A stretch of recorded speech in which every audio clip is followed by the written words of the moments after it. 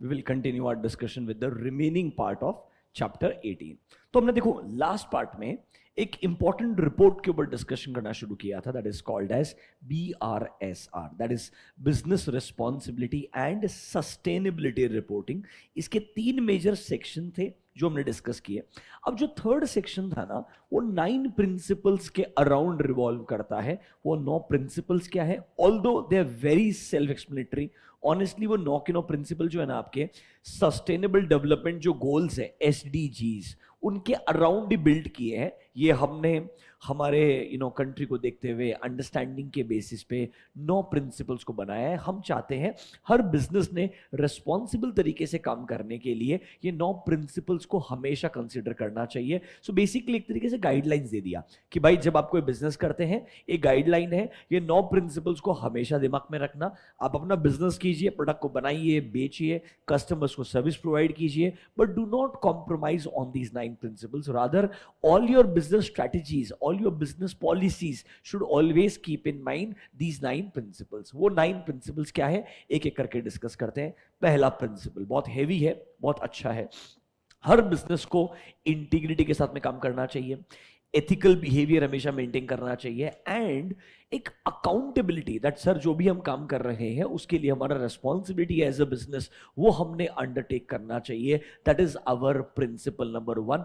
Up to some extent ये governance के ऊपर है. अच्छा, गलती से MCQ में एक ट्रिक क्वेश्चन आ सकता है, मतलब वर्स्ट है, इससे बुरा नहीं हो सकता क्वेश्चन. वो बोलेगा जो ESG के 9 प्रिंसिपल है, अब इसमें से ये 9 प्रिंसिपल में से एनवायरनमेंट के ऊपर कितने प्रिंसिपल है, सोशल के ऊपर कितने प्रिंसिपल्स है, एंड गवर्नेंस पे कितने हैं. कोई बड़ा बात नहीं है, एक मेमोरी टेक्निक देता हूं आपको जिंदगी के अंदर में. इट्स 2 3 4. अब आप जब नॉर्मली बात करते हो तो ESG पहला आता है, E फिर आता है S फिर आता है G, and the sequence is also 2 3 4.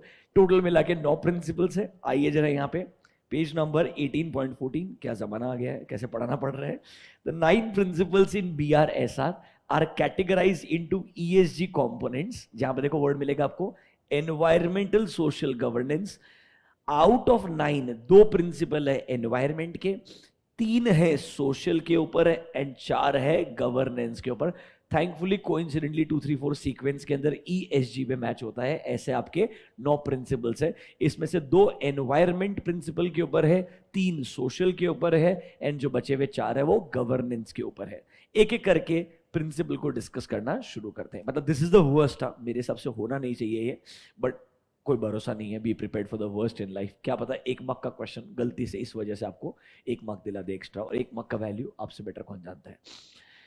तो टेक्निकली ये बोलता है सारे प्रिंसिपल्स इंटरलिंक्ड है, ध्यान रखना. 9 अलग अलग बनाए, बट ऐसा नहीं बोल सकते कि यार एनवायरमेंट का एम्प्लॉय से कोई रिलेशनशिप नहीं है. They can be interlinked also. So let's start with individual principle के ऊपर डिस्कशन. मेरे हिसाब से एक अच्छा क्वेश्चन इन 9 प्रिंसिपल्स के ऊपर डेफिनेटली आ सकता है, जहां पर आपको सारे प्रिंसिपल्स लिस्ट डाउन करने पड़ेंगे, एंड उनके बारे में एक एक लाइन या एक एक स्टेटमेंट लिखना पड़ेगा. This can be a specific question. Rather पहले 3 अटेम्प्ट के अंदर मैं एक्सपेक्ट करता हूं इन 9 प्रिंसिपल्स के अराउंड, या वो जो इंटीग्रेटेड रिपोर्टिंग के जो 6 प्रिंसिपल्स थे उस पे क्वेश्चन, या सस्टेनेबल डेवलपमेंट गोल्स SDG के जो 17 पॉइंट्स थे इनके अराउंड कोई ना कोई क्वेश्चंस डेफिनेटली फॉर्म होने चाहिए इन फर्स्ट 2 to 3 अटेम्प्ट्स. पहली बार सिलेबस में आया है क्वेश्चन तो इस चैप्टर से कंफर्म आएगा. वेटेज कंफर्म है, एक 4 मार्क का आइडियली. एक क्वेश्चन तो आना ही है 4 मार्क के लिए. So it can be one of these questions. Preparation करते वक्त मैं आपको लिस्ट भी बना के दूंगा, इन क्वेश्चंस को प्रायोरिटी रखना, पहले पढ़ना.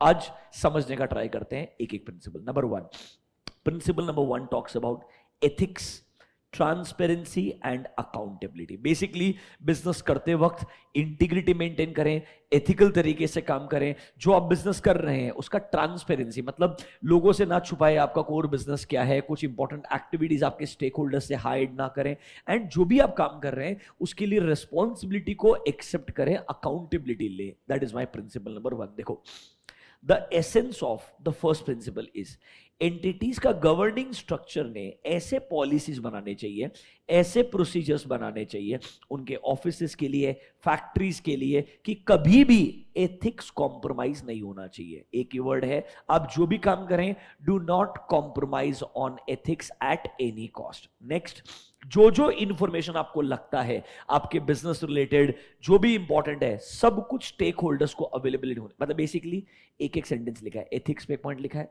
ट्रांसपेरेंसी पे एक पॉइंट लिखा है। एंड देखिए, अगर आपने ट्रांसपेरेंट डिस्क्लोजर्स नहीं किए तो सर इसका बहुत नेगेटिव इंपैक्ट आ सकता है। देखिए, in case of adverse effects you need to be more careful कि आप उन नेगेटिव इंपैक्ट्स को और डिटेल में डिस्क्लोज करते हैं, ताकि आपके स्टेक होल्डर्स को पता चले बिजनेस में क्या अच्छा है, क्या बुरा है, what went right and what went wrong.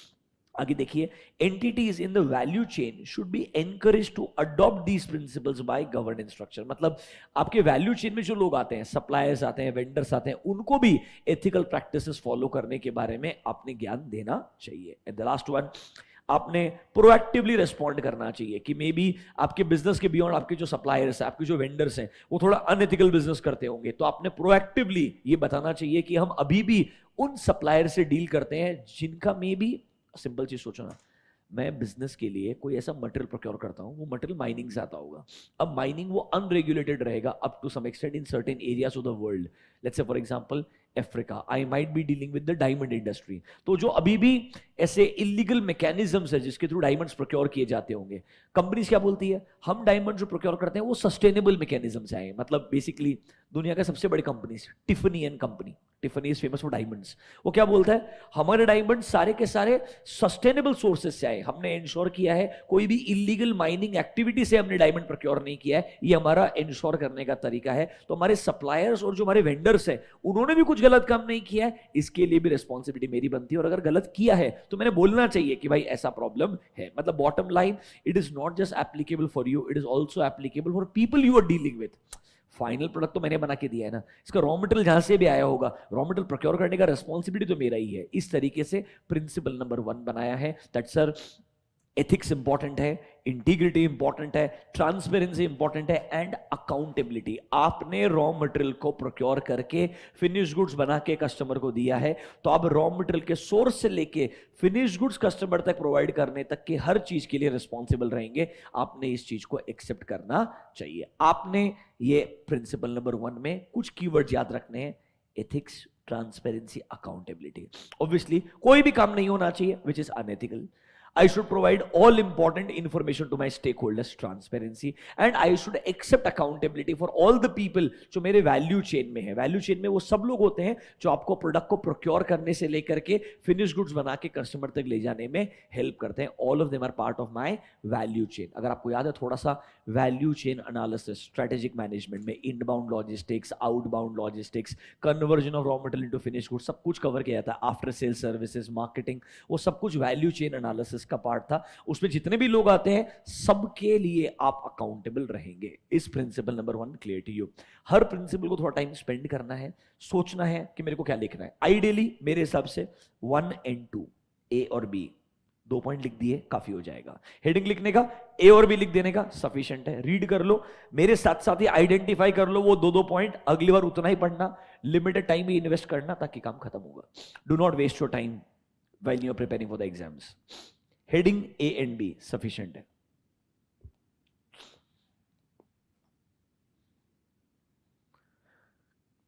ठीक है। नंबर बी, प्रिंसिपल नंबर 2 क्या बोलता है, safe and sustainable goals and services. मतलब हम क्या चाहते हैं, आप प्रोडक्ट प्रोवाइड करो, कस्टमर को प्रोडक्ट सेफ मिलना चाहिए, एंड सर जो प्रोडक्ट बना के दिया है ना वो सस्टेनेबल होना चाहिए। लाइक फॉर एग्जांपल अगर मैं कार बना के दे रहा हूं तो कार के लिए जो मैंने रॉ मटेरियल्स वगैरह यूज किए उसमें कितना सस्टेनेबिलिटी यूज करने का ट्राई किया है। ऐसा तो नहीं है वो रॉ मटेरियल वगैरह प्रोक्योर करने के लिए मैं एनवायरमेंट को एक्सप्लॉइट कर रहा हूं। तो how sustainable my mechanisms are to procure the raw material, and जो प्रोडक्ट मैंने प्रोवाइड किया है is it safe for my customers. दोनों चीजों को आपने कंसिडर करना है। देखिए, when a product is designed by the entity, जो आपके प्रोडक्ट को बनाने के मेथड्स है, जो टेक्नोलॉजी है, वो ऐसा बनाना चाहिए कि इससे रिसोर्सेज का यूसेज कम से कम होगा, ताकि वो क्या बन जाएगा, मतलब कम से कम रिसोर्सेज का यूज करते हुए अच्छा प्रोडक्ट आपने बनाया है। सर एंटिटी इसके लिए भी रिस्पॉन्सिबल है कि उसने एडुकेट करना चाहिए, कस्टमर्स को अवेयरनेस क्रिएट करना चाहिए अबाउट देयर हायर राइट्स। ऐसा नहीं होना चाहिए प्रोडक्ट बेच दिया, प्रोडक्ट को बेचने के बाद अगर कोई प्रॉब्लम फेस कर रहे हो आप, तो आप किसके पास जाओगे आइडियली। अब एक एग्जांपल समझिए ना, आप कार मैन्युफैक्चरर ने अपने इलेक्ट्रिक व्हीकल्स में बैटरी आपके लिए सबसे इंपॉर्टेंट चीज रहेगा। आपको एक ईवी बेच दिया, बेचने के बाद अगर आपको बैटरी रिलेटेड प्रॉब्लम है, आप किसके पास जाएंगे।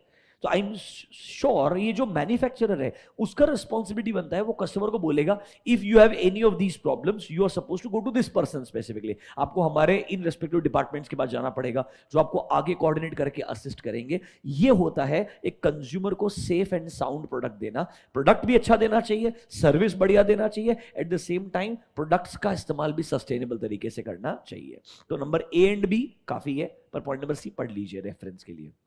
एंटिटी ने इंश्योर करना चाहिए बिल्कुल एक्सप्लॉइटेशन नहीं करते हैं वो नेचुरल रिसोर्सेज का, एंड जितना हो सकता है वो रिड्यूस करते हैं या रीयूज या रिसाइकल करने का ट्राई करते हैं रिसोर्सेज का। आप जितना ज्यादा रिसाइकल्ड रिसोर्सेज यूज करेंगे या फिर नेचुरल रिसोर्स का इस्तेमाल कम से कम करेंगे उतना अच्छा होगा। ये सस्टेनेबिलिटी के ऊपर बात कर रहा है। तो सर सेफ प्रोडक्ट भी दीजिए, सस्टेनेबल प्रोडक्ट्स भी बना करके दीजिए, ये हमारा प्रिंसिपल नंबर 2। प्रिंसिपल नंबर 1 क्या था, एथिकल तरीके से काम करना, आपका eight the same time transparency maintain करना एंड अकाउंटेबिलिटी लेना। दूसरे में बोलता है अच्छा सेफ प्रोडक्ट बना के दीजिए, eight the same time sustainable goals को भी अचीव करने का ट्राई कीजिए। Principal 1 and 2। नंबर 3 पे आइए, ये बहुत आसान है। ऐसा अज्यूम कीजिए आप जिस भी कंपनी में काम करेंगे, आप जो जो उस कंपनी से एक्सपेक्ट करते हैं नंबर 3 में आएगा। Promote well being of all employees including those in value chain. मतलब खुद के एम्प्लॉइज तो ठीक है, बाद में आपके सप्लायर्स वेंडर्स से कनेक्ट करने वाले एजेंट्स वगैरह जो हो गए वो सब लोग भी वैल्यू चेन का पार्ट बनते हैं, उन सबका वेल बीइंग। इसमें कुछ बढ़िया पॉइंट है जो आपके लाइफ चेंजिंग पॉइंट रहेंगे, आपको पता होना चाहिए। Point number D, I am sure आपको जिंदगी में तकलीफ जरूर होगी। Entity should have a system जहां पे work life balance is not compromised. Point number ई, आप चाहेंगे हमेशा टाइमली बेसिस पे पेमेंट होना चाहिए वेजेस एंड कॉम्पनसेशन का, बराबर है कि नहीं है। फिर सर पॉइंट नंबर जी, आपका जो वर्क एनवायरनमेंट है, वर्क प्लेस है, should be safe, hygienic and comfortable for you. ठीक है। फिर ऊपर पॉइंट नंबर सी, इंश्योर करना चाहिए all kind of child labour, bonded labour, any other form of involuntary labour, ये सब सिचुएशंस को अवॉइड करना चाहिए। फिर ऑब्वियसली आपका करियर डेवलपमेंट, आपका एम्पावरमेंट, सब कुछ इक्वली इंपॉर्टेंट है। ये सब वेलबींग के अंदर कवर किया जाएगा। प्रिंसिपल नंबर 3 सबसे आसान प्रिंसिपल है, आप अपने एक्सपेक्टेशंस को यहां लिख सकते हैं। एक बार पढ़ लीजिए, कोई भी 2-3 पॉइंट, आपको 2 पॉइंट लिखने का है मस्त, इधर तो 3-4 पॉइंट लिखने का स्कोप है, पढ़ के उड़ाओ। Will go to next principal.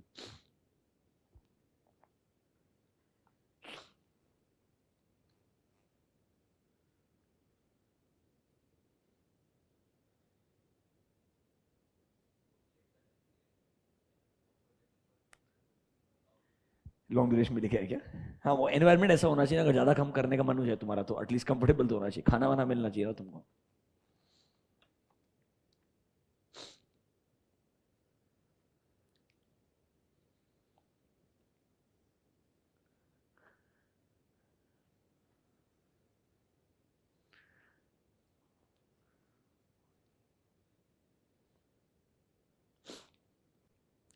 चलो principal number 4, respect for stakeholders interest and responsiveness.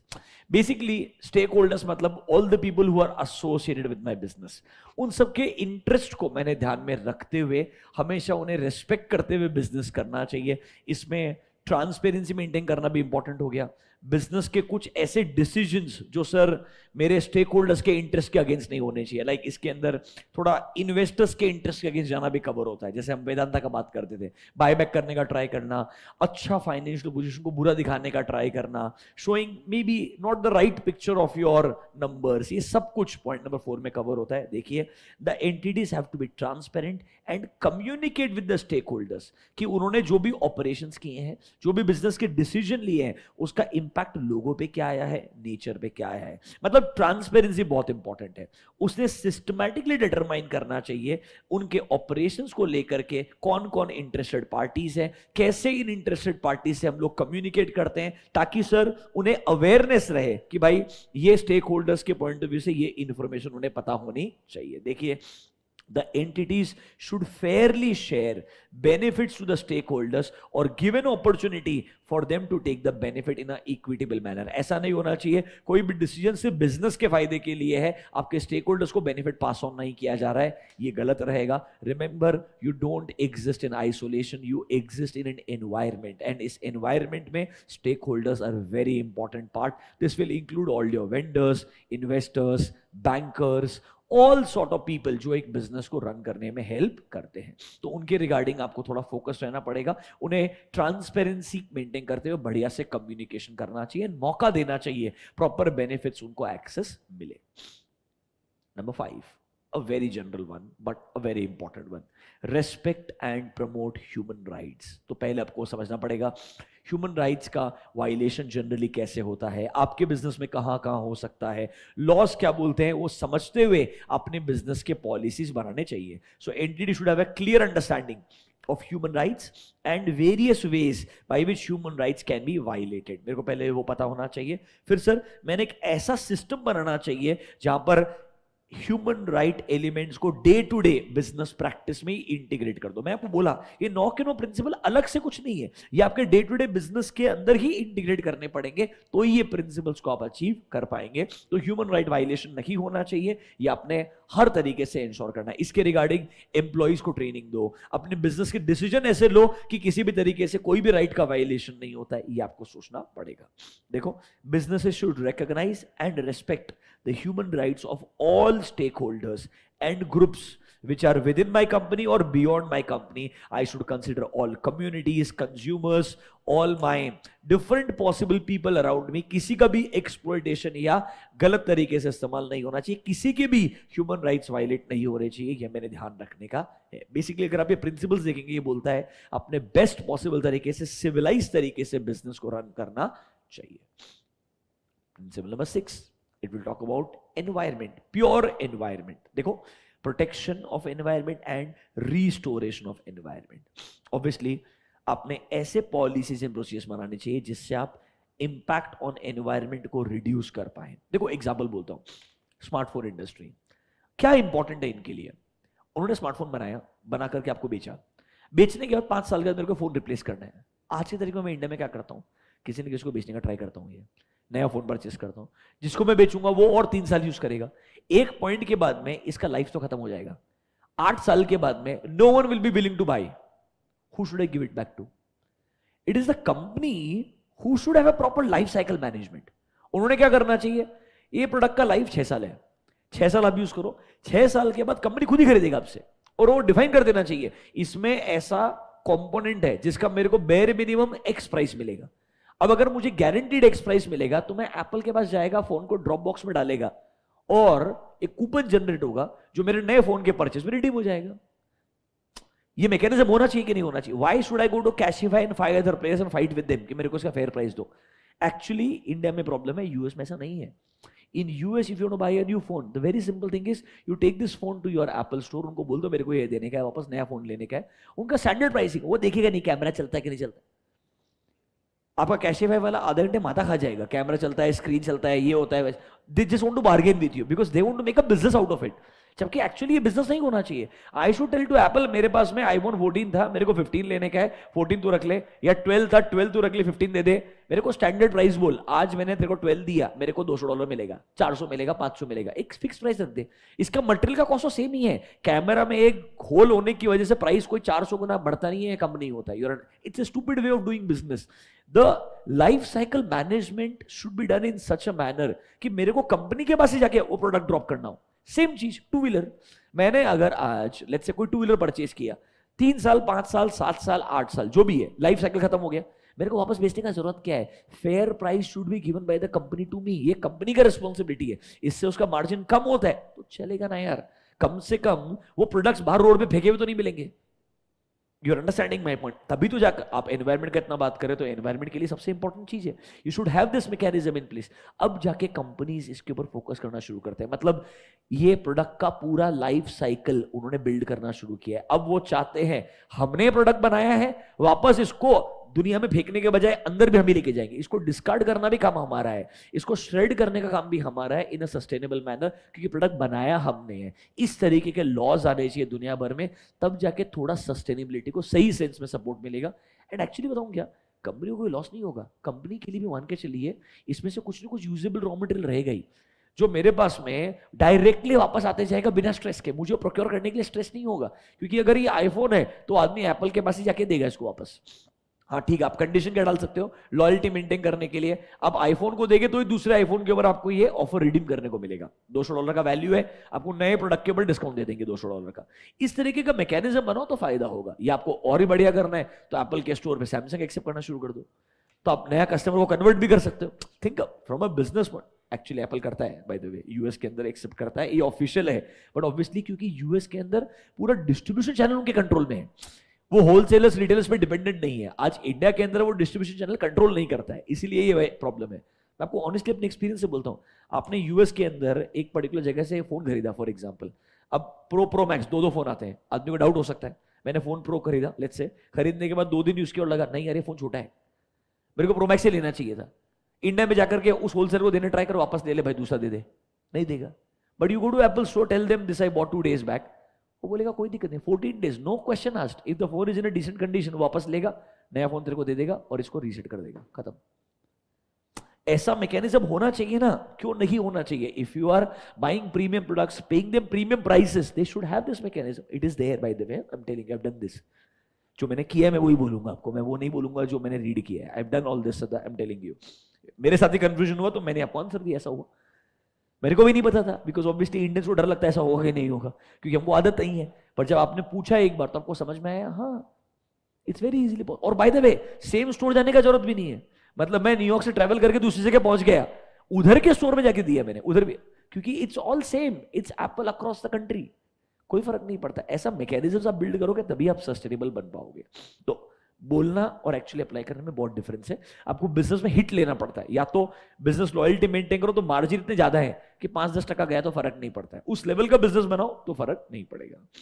देखो, entity should have policies and procedures, जिससे आप असेस करते हैं, रेक्टिफाई करते हैं जो भी आपका impact on environment. You make use of natural and manmade resources in the optimum manner, ताकि कोई वेस्टेज नहीं होता है। आप पोल्यूशन प्रिवेंट करने का ट्राई करते हैं, फॉरेस्ट का डिस्ट्रक्शन प्रिवेंट करने का ट्राई करते हैं, वेस्ट जनरेट को अच्छे से ट्रीट करना चाहते हैं, एनर्जी का यूज लिमिटेड तरीके से करना चाहते हैं, लैंड पार्सल का इस्तेमाल गलत नहीं करना चाहते हैं, क्लाइमेट चेंज के जो प्रॉब्लम्स हैं उनको सीरियसली कंसिडर करते हुए। लाइक फॉर एग्जांपल ये जो पेरिस अग्रीमेंट है, ये RIL जैसे कंपनी को बहुत सीरियसली लेना पड़ता है, because you still deal with petrochemical products. And आपके पेरिस एग्रीमेंट का लॉजिक यही था कि आप दुनिया में ग्लोबल वार्मिंग बढ़ रहा है, क्लाइमेट चेंज को सीरियसली नहीं ले रहे हो, तो डे टू डे बेसिस पे बिजनेस को ऐसा कुछ करना चाहिए जिससे एक्चुअली वो क्लाइमेट चेंज के रिस्क को सीरियसली कंसिडर करके आगे बढ़ता है। इस तरीके से एनवायरमेंट का यू कैन से एक्सप्लॉयटेशन नहीं करना एंड एनवायरमेंट को और रिस्टोर करना इंपॉर्टेंट है। एक और एग्जांपल शेयर करता हूं, फैसिनेटिंग है। IKEA फर्नीचर बनाता है, ये टेबल जो है आपका है, ये IKEA का है, समझ रहे हो? ऑनलाइन पब्लिक आपको दिखाता हूँ, ये जो टेबल ऊपर आ रहा है, अगर कैमरा में आता है तो IKEA का टेबल है, बराबर है क्या नहीं है? हाँ बहुत बढ़ जाता है। ये मेरे डिस्कवरी है कोविड के टाइम पे।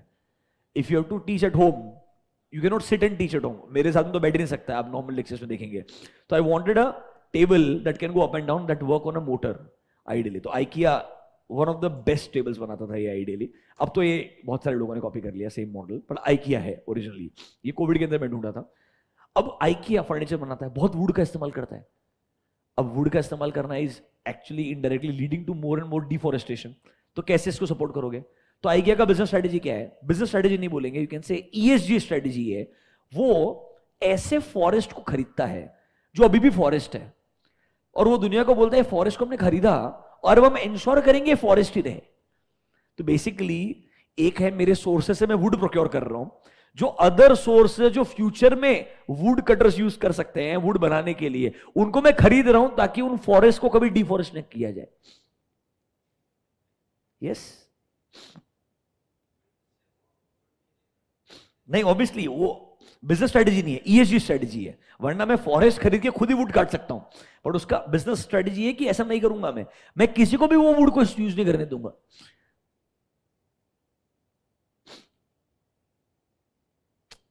क्या है भाई?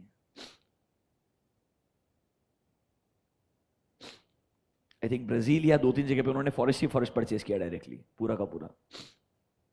ना भी इंटरनेट बहुत ही बढ़िया आज।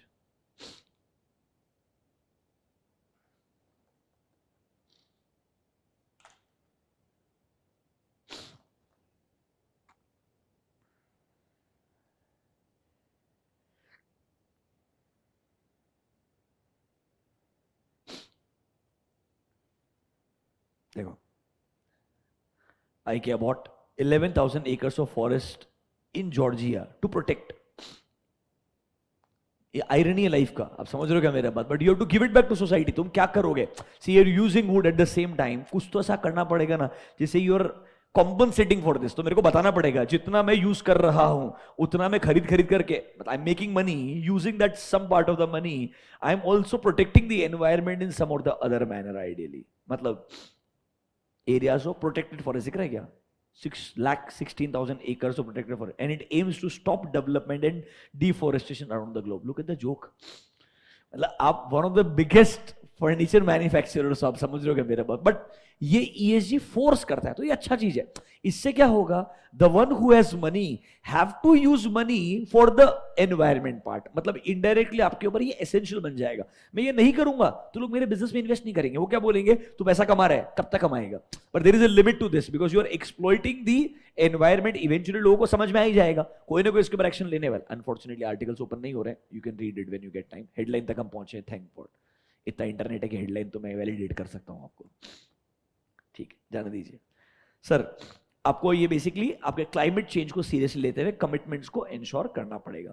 The companies should look out for more and more avenues कि कैसे हम हमारे एनवायरमेंटल रिस्पॉन्सिबिलिटी को और बेहतरीन तरीके से अप्लाई कर पाए, हमारे रिसोर्सेज का बेहतरीन तरीके से इस्तेमाल कर पाए, ताकि एनवायरमेंट का एक्सप्लॉयटेशन कम से कम होगा। प्रिंसिपल नंबर 6, कोई भी 2 पॉइंट ढूंढ लीजिए। मेरे हिसाब से point number B is very simple, point number C is also connected. दोनों में से कोई भी यूज कर सकते हैं। 6 प्रिंसिपल्स एक बार रिवाइज कीजिए फटाफट से खुद से। आपको एग्जाम में एक 6 मार्क का क्वेश्चन लिखने के लिए आना चाहिए। This can be a good specific question by ICAI।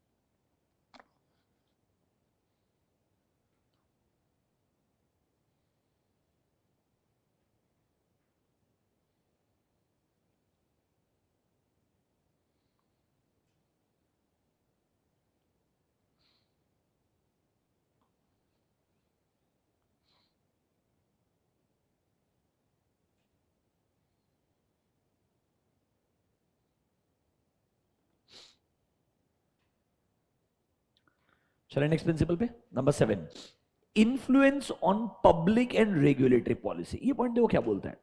ये बोलता है as a business sometimes you become so powerful कि आपका एक रिस्पॉन्सिबिलिटी और बन जाता है कि अब दुनिया भर में जब नए पॉलिसीज बन रहे हैं, जो नए रूल्स बन रहे हैं, अब उनको भी इन्फ्लुएंस करो कि हमारे पॉलिसीज भी ESG के पॉजिटिव साइड के अंदर रहे। मतलब basically become part of those industrial groups जो नॉट जस्ट योर बिजनेस को ESG के हिसाब से रन करना चाहे, बाकी बिजनेसेस को भी इन्फ्लुएंस करें कि आप लोगों ने ESG नॉर्म्स के हिसाब से काम करना चाहिए। A company like Reliance is part of lot of federations, lot of you can से ऑर्गेनाइजेशंस जो दुनिया भर में फॉर्म होते हैं, जहां पर मेन ऑब्जेक्टिव है कि आप दुनिया के दूसरे कंपनीज को गाइड कीजिए कि कैसे हम इंश्योर करते हैं अलग अलग इंडस्ट्री के लिए ऐसे रूल्स बनाएं जिससे उस इंडस्ट्री में ओवरऑल एनवायरनमेंट का एक्सप्लॉयटेशन कम हो। तो आप खुद के लिए तो कर रहे हैं, साथ साथ में when you become so powerful you become part of policy making also indirectly. Directly आप नहीं बन सकते, you not the government, but you can assist government through certain groups. देखिए,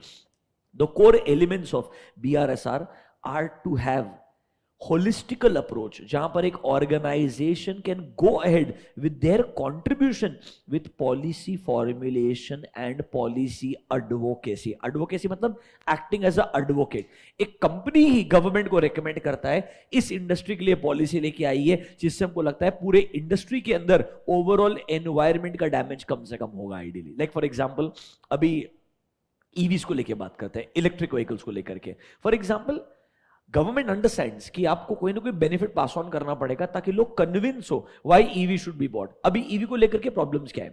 people don't know if you buy a EV car what will be your repairs maintenance cost, because अभी तक लोगों ने India में एक्सपीरियंस ही नहीं किया है। Bye करके आपको 1-1.5 साल 2 साल हुआ ही नहीं है। What will be your resale value? People don't know about this, because normally जो मेजर कंपोनेंट रहेगा कार का उसमें बैटरी वैल्यू सबसे ज्यादा रहने वाला है, and battery will depreciate faster comparatively than a combustible engine. तो आपके लिए डेप्रिसिएशन में 40% दिया है ईयर ऑन ईयर। समझ रहे हो मेरा बात? तो मतलब क्यों दिया है? क्योंकि आपको लग रहा है ना कि इसका वैल्यू फास्ट डेप्रिशिएट होगा। तो सर इससे लोगों का रिस्क है। What if cars become like iPhone? आपने आज खरीदा 1 करोड़ रुपए का है, 3 साल का 30 लाख रुपए भी नहीं मिल रहा है। क्यों नहीं मिल रहा 30 लाख रुपए? बिकॉज आज जो 1 करोड़ की गाड़ी है उसकी रेंज 600 किलोमीटर है, और लेट्स से 3 साल के बाद टेक्नोलॉजी इतना इंप्रूव हो गया, रेंज 1500 किलोमीटर का आ गया। तो 600 किलोमीटर की रेंज वाला गाड़ी कौन खरीदेगा? तो रीसेल वैल्यू ऑटोमेटिकली फॉल हो जाएगा। प्लस बैटरी का जो लाइफ है वो ओवरऑल आप 3 साल में इतना कंज्यूम कर लोगे कि आने वाले 3 साल में वहां पे प्रॉब्लम आना शुरू हो जाएगा। तो मतलब ये इंडस्ट्री के अंदर भी जो लीडिंग प्लेयर्स है उनको लोगों का क्या बताना पड़ेगा कि कैसे हम नए पॉलिसीज लाएं, इससे लोग इसको नेगेटिवली ना ले आने वाले टाइम। एक इंडस्ट्री को मैच्योर बनाने के अंदर एग्जिस्टिंग इंडस्ट्री के प्लेयर्स को गवर्नमेंट को भी हेल्प करना पड़ेगा, ताकि गवर्नमेंट को ऐसे मैकेनिज्म बनाने पड़ेंगे कि लोग उसको सीरियसली लेंगे। फॉर एग्जाम्पल ईवी के ऊपर Indian government is taking it very seriously, how to make better policies, because आपको समझ में आ रहा है diesel engine are creating, obviously if you are a car enthusiast, if you drive a car you will always like a diesel car. It is a fun to drive car. Engine का noise gives you that kick कि गाड़ी actually powerful है. Do you get my point? But obviously in the environment's interest it is negative. But okay, again उसकी भी debate है कि अभी वो कब beneficial है कि जब जो तुम्हारा इलेक्ट्रिसिटी है वो सस्टेनेबल सोर्सेज से बन रहा है। अगर इलेक्ट्रिसिटी क्रिएट करने का सोर्स सस्टेनेबल नहीं है तो ईवी यूज करके क्या फायदा होने वाला है? Again there is a debate going around all this. तो इट्स जस्ट दैट जब ऐसी तो कोई थिन लाइन होती है, जब क्लैरिटी नहीं होती है, तो ये इंडस्ट्री के प्लेयर्स का इंपॉर्टेंट रिस्पॉन्सिबिलिटी बनता है कि वो कैसे बेटर पॉलिसी मेकिंग में हेल्प करें। देखो द कलेक्टिव एसोसिएशंस बनाए जाते हैं हर इंडस्ट्री में, हर चैम्बर्स के अलग अलग। वो लोग सर कैसे पॉलिसी फॉर्मुलेशन में एंड पॉलिसी एडवोकेसी में हेल्प कर सकते हैं। आप आरआईएल के रिपोर्ट में देखेंगे तो बताएगा कैसे RIL is part of so many federations, जहां पे डायरेक्टली इनडायरेक्टली पॉलिसी मेकिंग में वो इनडायरेक्टली असिस्टेंस देता है। देखो next, the role of policy advocacy is you will encourage fair competition and always prevent human rights abuse. ये आपको पता होना चाहिए। प्रिंसिपल नंबर 7, कैसे आप पॉलिसी मेकिंग को हेल्प करते हैं, पॉलिसी मेकिंग में असिस्टेंस देते हैं, ये आपका हो गया प्रिंसिपल नंबर 7। अब ये बहुत सारे कंपनीज के लिए पॉसिबल नहीं होगा because they may not be that powerful, but powerful companies के लिए डेफिनेटली इंपॉर्टेंट हो जाता है। Next, promoting inclusive growth and equitable development. ये प्रिंसिपल सबसे डेंजरस है, बहुत टफ है फॉलो करना। ये क्या चाहता है? ग्रोथ सिर्फ आपका नहीं होना चाहिए, सबका ग्रोथ होना चाहिए। डेवलपमेंट भी इक्विटेबल होना चाहिए, मतलब it should not be exploitative in any manner. ऐसा नहीं होना चाहिए किसी एक ग्रुप का, एक फैमिली का वेल्थ क्रिएशन बहुत हो रहा है, बाकी सबको कोई वेल्थ का पार्ट ही नहीं मिल रहा है। आइडियली ये नहीं होना चाहिए। इसके लिए आप क्या कर सकते हैं? बहुत ओपन एंडेड प्रिंसिपल है, टफ प्रिंसिपल है, पढ़िए to apply in real life. The entity should have a system in place to identify and address क्या क्या एक्टिविटीज का सोशल, कल्चरल, इकोनॉमिक एस्पेक्ट्स पे इंपैक्ट आता है। अब रिव्यू कीजिए आपके कंट्री में सोसाइटी एंड एनवायरनमेंट के एक्सपेक्टेशंस क्या है, आपकी कौन सी एक्टिविटीज का उन पे नेगेटिव इंपैक्ट आता है एंड कौन सी एक्टिविटीज का पॉजिटिव इंपैक्ट आता है। सर आपने क्रिएटिव प्रोडक्ट्स बनाने चाहिए, टेक्नोलॉजीज बनाने चाहिए। फॉर एग्जाम्पल जियो का सेलिंग पॉइंट क्या है? हमने टेक्नोलॉजी सबसे चीप तरीके से कंट्री के मेजॉरिटी लोगों को, मासेस को अवेलेबल करवाया है। So basically we are ensuring the technology का बेनिफिट सिर्फ कंपनीज को ना मिले, सिर्फ हाई नेटवर्क इंडिविजुअल्स को ना मिले, और technology should be beneficial to everyone in the world. तो इस थॉट प्रोसेस से आपने प्रोडक्ट बनाया है, that fits in your principle number 8। देखो entities should design their CSR activities, local and regional development priorities consider करने चाहिए।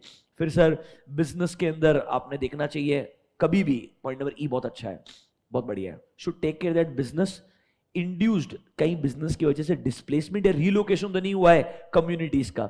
मतलब फॉर एग्जांपल आपके रियल एस्टेट कंपनी के केस में कोई कोई कम्युनिटी स्टैब्लिश रहेगा, लैंड पार्सल अक्वायर करने के लिए आपने लोगों को रीलोकेट करने के लिए फोर्स कर दिया है, या बड़ी इंडस्ट्री लगाने के लिए आपने लोगों को रीलोकेट करने के लिए फोर्स कर दिया है। फॉर एग्जाम्पल जामनगर के अंदर आप नए प्लांट लगा रहे हैं for example, but if that impacts the people out there तो ऑब्वियसली ये गलत हो जाएगा। आपने इंश्योर करना चाहिए वो लैंड पार्सल्स आप यूज कर रहे हो जो वहां पे एग्जिस्टिंग हैबिचुअल जो लोग हैं उनको कोई इंपैक्ट नहीं करता है। ये सब थॉट प्रोसेस होना चाहिए, सिर्फ आपका फायदा नहीं होना चाहिए। It should always be society first. Last one, provide value to the consumers in a responsible manner. This is all about value creation. कैसे आप सही प्राइस में ज्यादा से ज्यादा वैल्यू कस्टमर को पास ऑन करते हैं, ये आपका स्ट्रेटेजिक मैनेजमेंट का कंटेंट लिख करके दिया है। आइए 3-4 पॉइंट पढ़िए, बहुत सिंपल लगेगा। देखिए क्या बोलता है sir, entity should put in the best efforts कि उनके प्रोडक्ट का जितना भी नेगेटिव इंपैक्ट है, चाहे वो लोगों पे है चाहे वो नेचर पे है, वो कम से कम होना चाहिए।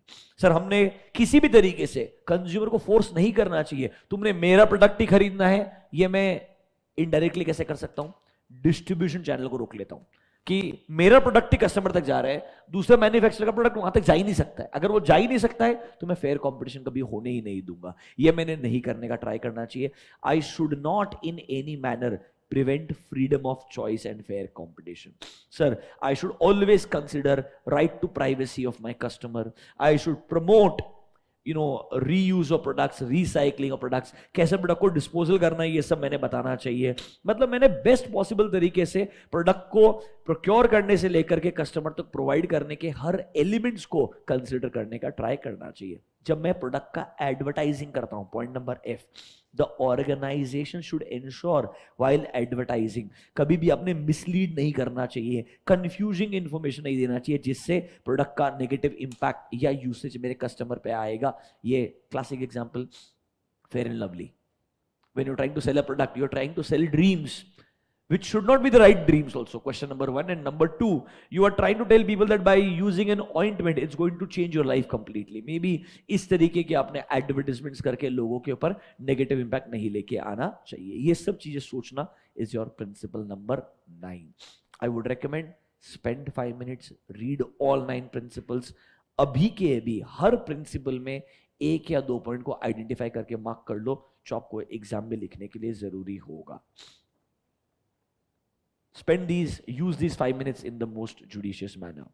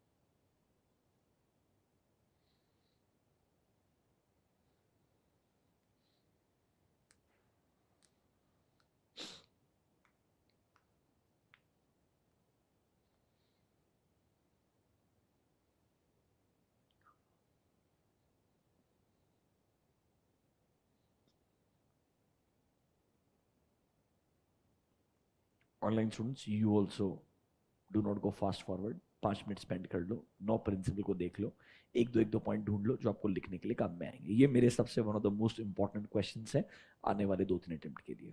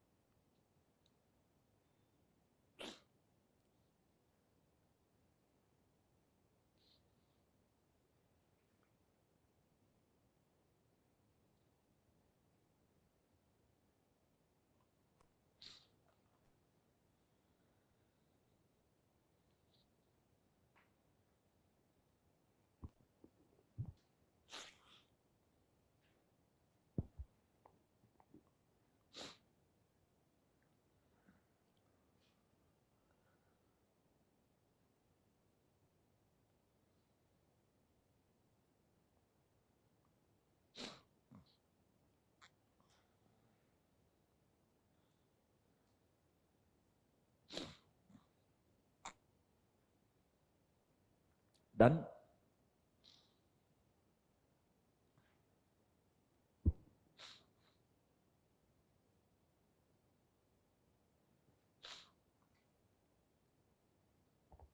फिर एक बॉक्स दिया है कि भाई कैसे हमने सस्टेनेबल डेवलपमेंट गोल्स को दिमाग में रखा था 9 प्रिंसिपल बनाते हुए।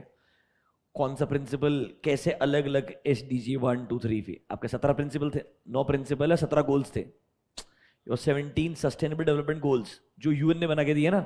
अब ये प्रिंसिपल्स तो आपने बनाए, तो आपने उन सारे गोल्स को कंसीडर किया कि नहीं किया while making the principle. Basically हर principle it's like your assertion, कि ऑडिट में जैसे असर्शन सारे प्रोसीजर्स को कवर करते हैं, यहाँ पे ये प्रिंसिपल्स है 9 जो आपके 17 के 17 गोल को किसी न किसी तरीके से डेफिनेटली कैप्चर करते हैं। ये टेबल लेबल ये बॉक्स का आने का कोई जरूरत नहीं, पता होना चाहिए that all of them are captured.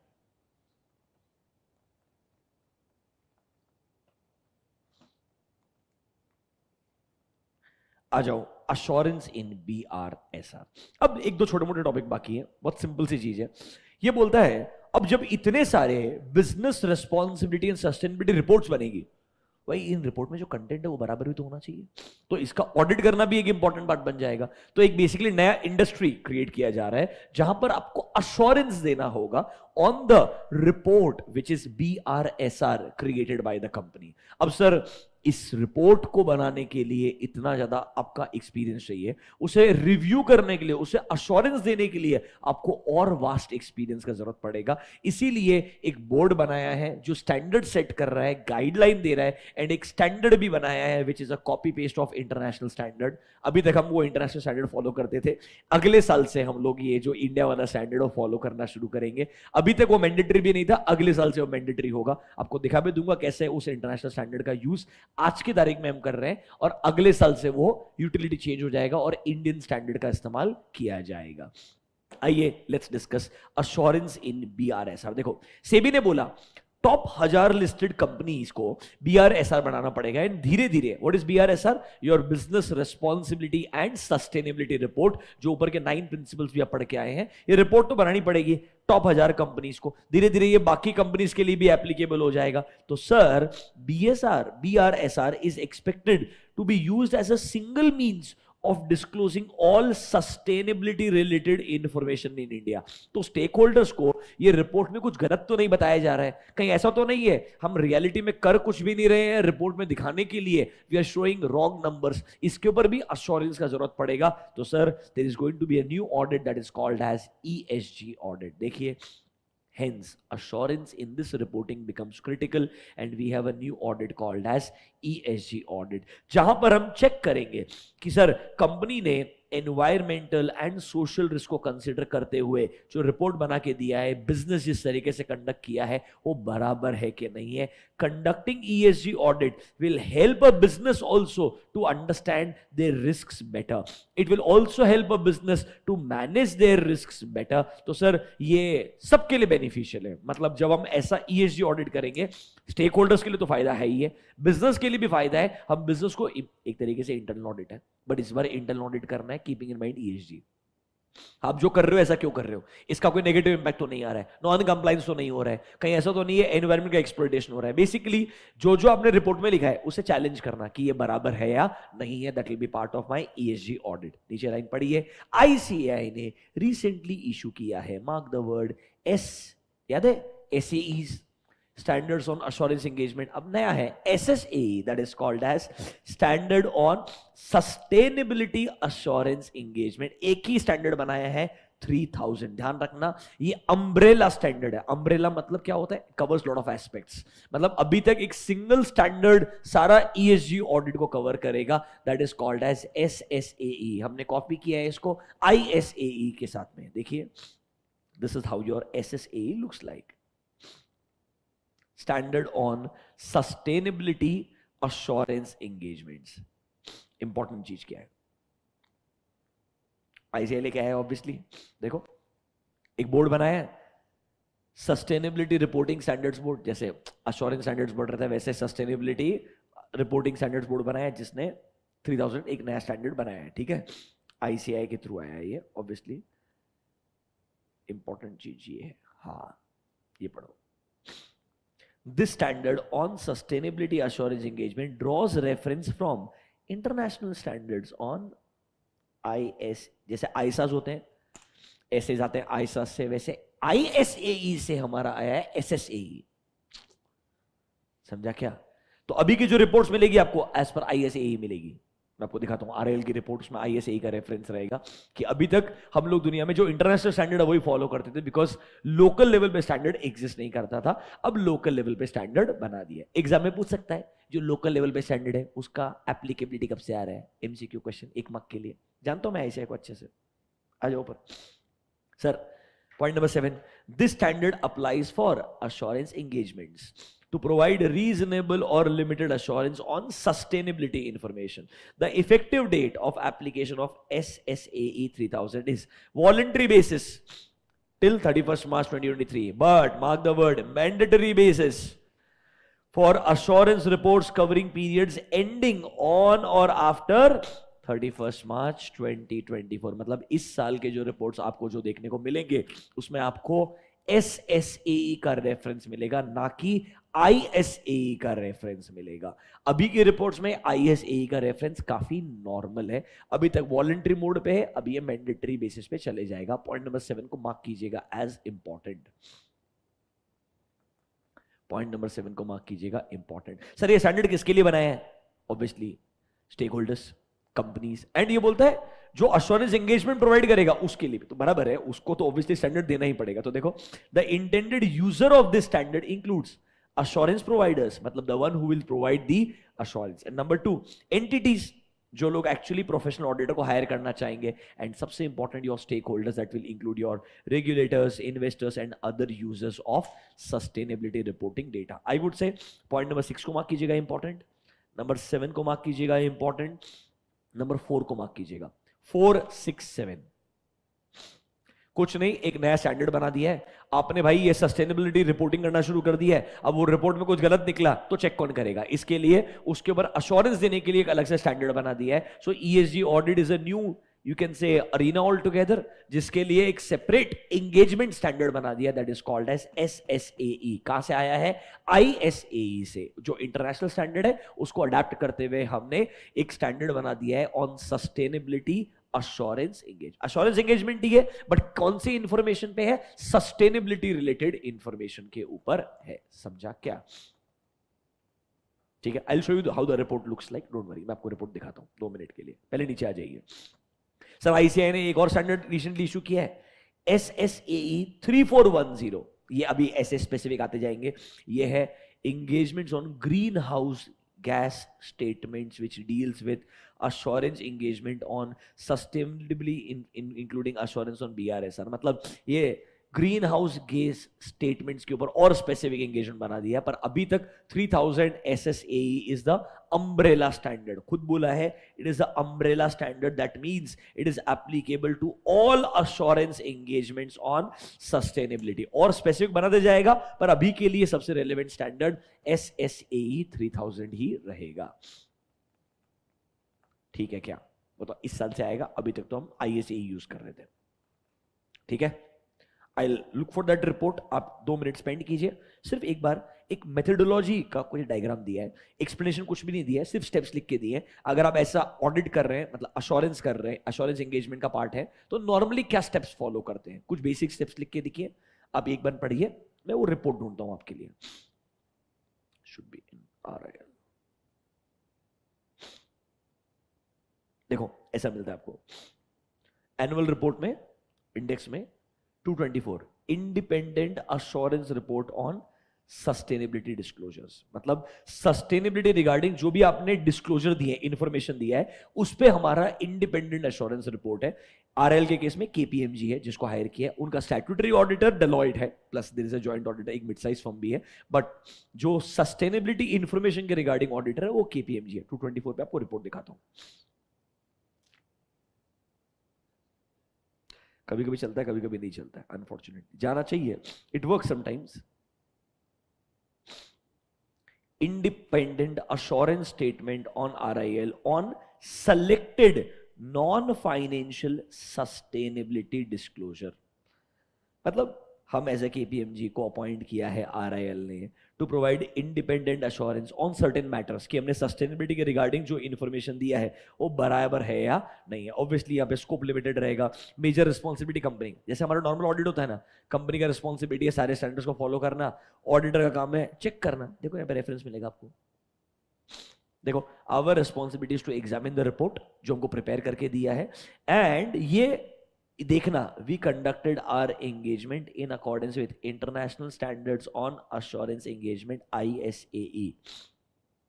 दिख रहा है? अब अगली बार से आपको SSAE का रेफरेंस देखने को मिलेगा, अभी तक ISAE का रेफरेंस मिलेगा। हमने सर बहुत सारे लोगों से इंक्वायरीज किया होगा, इंफॉर्मेशन निकाला होगा अपने एंड से, और थर्ड पार्टी इंफॉर्मेशन निकाला होगा देखने के लिए कि उन्होंने जो भी सस्टेनेबिलिटी के रिगार्डिंग इंफॉर्मेशन दिया है, रिपोर्टिंग दिया है, वो बराबर लगता है या नहीं लगता है। ऐसा मेरा कंक्लूजन आएगा। देखिए conclusion, our conclusion has been formed on the basis of and is subject to matters outlined. We believe हमको sufficient and appropriate audit evidence मिला है conclusion देने के लिए। Based on the procedures and evidences, हमारे हिसाब से जो भी sustainability वाला disclosures है, subject to reasonable assurance, जो हमारे स्कोप के हिसाब से था, it is based on GRI standards, basically एक global reporting initiative. GRI is a global reporting initiative, एक ऑर्गेनाइजेशन बना है, नॉन प्रॉफिट ऑर्गेनाइजेशन। आपको जो रिमेनिंग पार्ट था ना जो मैंने स्किप किया, वहां लिखा हुआ है, ये आपको गाइडेंस देता है कि आपने सस्टेनेबिलिटी के रिगार्डिंग दुनिया भर में कैसे रिपोर्टिंग करना चाहिए। उन्होंने GRI के स्टैंडर्ड्स बनाए, उन स्टैंडर्ड्स के हिसाब से उन्होंने रिपोर्टिंग किया है। Based on the procedures performed and evidences obtained, हमें ऐसा कुछ भी नहीं मिला है, देखो nothing has come to our attention जिससे हमको लगे कि ये प्रॉब्लम हो सकता है। Limited assurance, it's like negative way में बोला, हमें ऐसा कुछ नहीं मिला है जिसकी वजह से मैं बोलूं कि प्रॉब्लम है। कुछ याद आया क्या? हम इंडिपेंडेंट हैं, देखिए we are independent which is required as per ISAE। ये रिपोर्ट का यूज किस पर्पस के लिए हो सकता है? Anand Kulkarni, technical director assurance KPMG। ऐसा रिपोर्ट्स अभी तक आपको बहुत कम कंपनीज में देखने को मिलता है, बट यस धीरे धीरे ये नंबर्स और बढ़ते जाएंगे। Is this clear to you?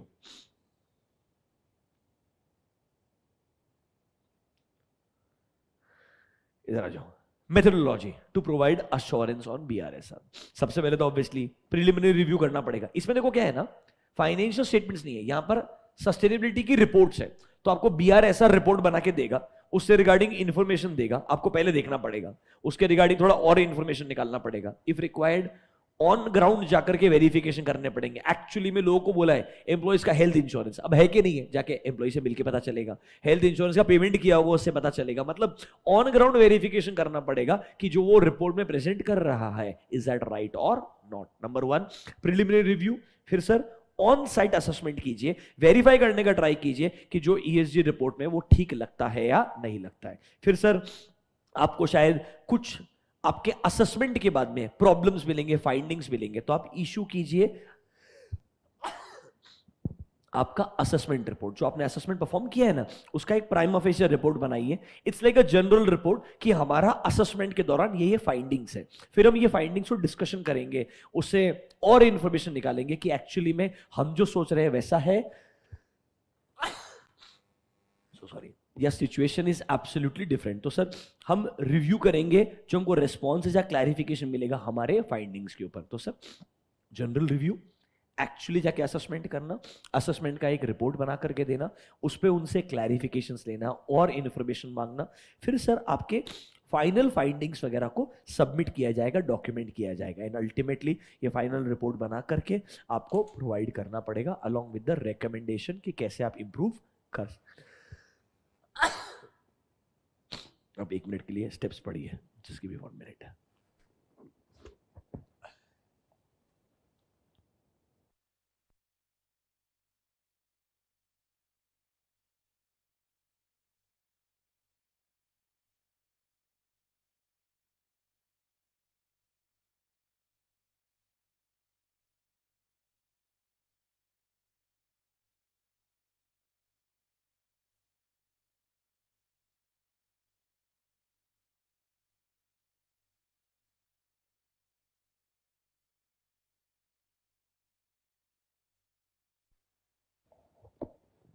ये मेथोडोलॉजी भी मुझे प्रोबेबिलिटी कम लगती है क्वेश्चन की, but you never know, because अच्छे 6 पॉइंट लिख के दिए, यू नेवर नो, बट इनका एक्सप्लेनेशन कुछ भी नहीं है, बट मॉड्यूल में इतना ही है, एज इट इज मैंने पिक कर लिया।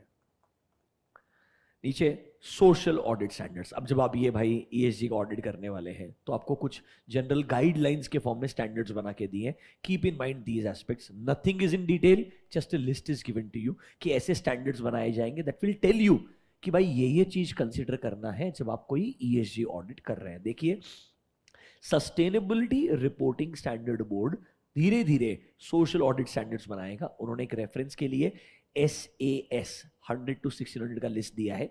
इससे बेसिकली सोशल ऑडिटर को गाइडेंस मिलेगा कि भाई कैसे हम एक बिजनेस का इंपैक्ट एनवायरनमेंट पे, सोसाइटी पे कितना आ रहा है, वो समझने के लिए आपको गाइडेंस तो लगेगा। Like for example, when you से इंपैक्ट ऑफ अ बिजनेस और ह्यूमन राइट वायलेशन, तो उसके लिए मेरे को ह्यूमन राइट्स का अंडरस्टैंडिंग, मेरे को एक बिजनेस कैसे वायलेशन करता है उसका अंडरस्टैंडिंग, इसके लिए स्टैंडर्ड्स बनाने जरूरी है ताकि एक ऑडिटर को भी गाइडेंस मिले कि भाई तुमको ऑडिट में कितना कवरेज करना है। इसका स्कोप अनलिमिटेड होता है। देखो, ईएसजी ऑडिट का स्कोप देखोगे तो बहुत ही टफ है यार। आप कोई भी बिजनेस करते हैं, कोई भी प्रोडक्ट बनाते हैं, हर मटेरियल का सोर्स तक जाना और चेक करना बहुत मुश्किल हो जाएगा। तो एक जनरल स्टैंडर्ड्स बनाना बहुत जरूरी है। एक मिनिमम रिक्वायरमेंट बनाया है जो आपको बेयर मिनिमम फॉलो करना चाहिए जब आप ऐसा असेसमेंट करते हैं। देखिए, लिस्ट बना के 100 से लेके 600 सारे सोशल इश्यूज जो है आपके दुनिया भर के, वो लिख के दिए। 1 मिनट चाहिए तो रीड कर सकते हो।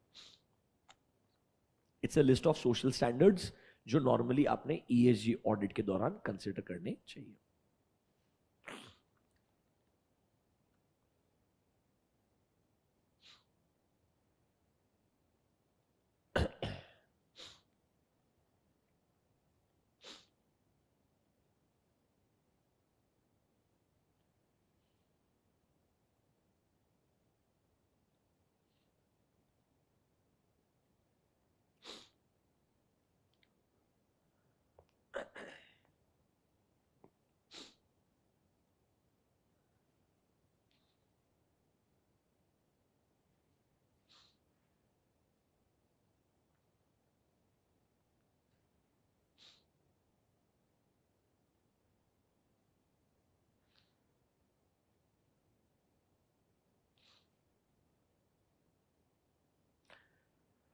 Number 8, I would say, is very very important. The main reason is लोगों को एक्चुअली ये पढ़ते पढ़ते समझेगा ही नहीं, ये थोड़ा स्टैट्यूटरी ऑडिट पे चले जाएगा।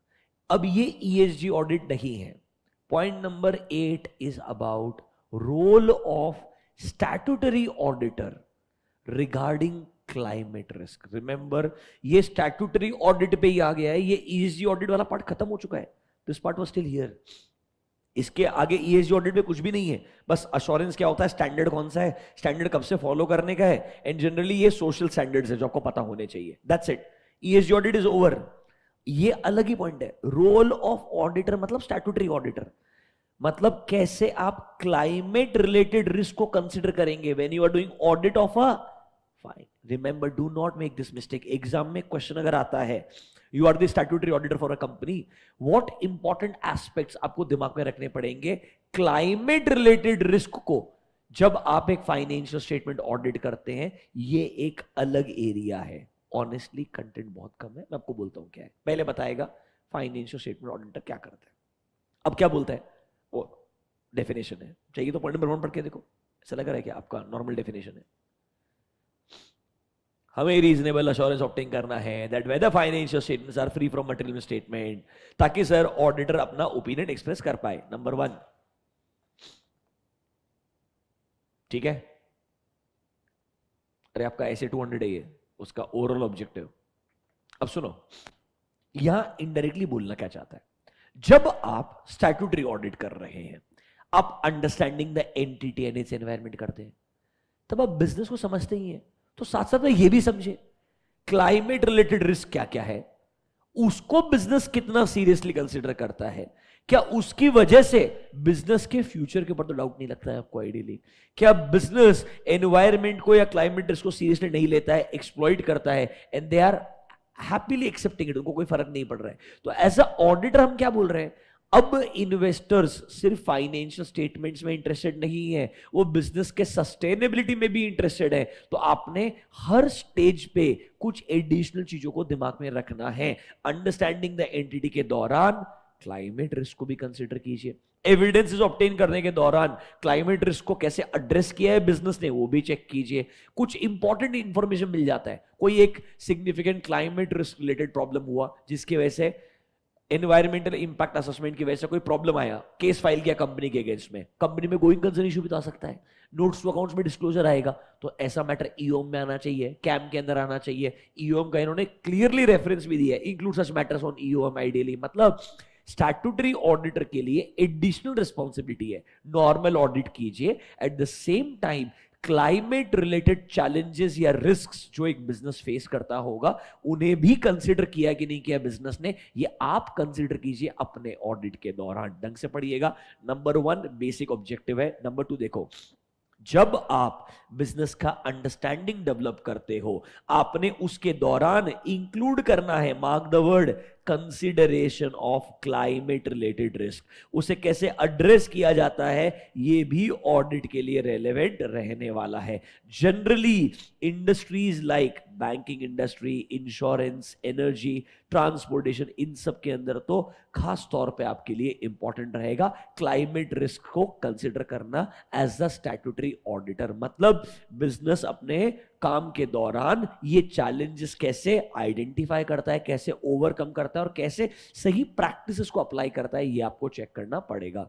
तो number 1 is your overall objective. Number 2 is understanding the entity and its environment.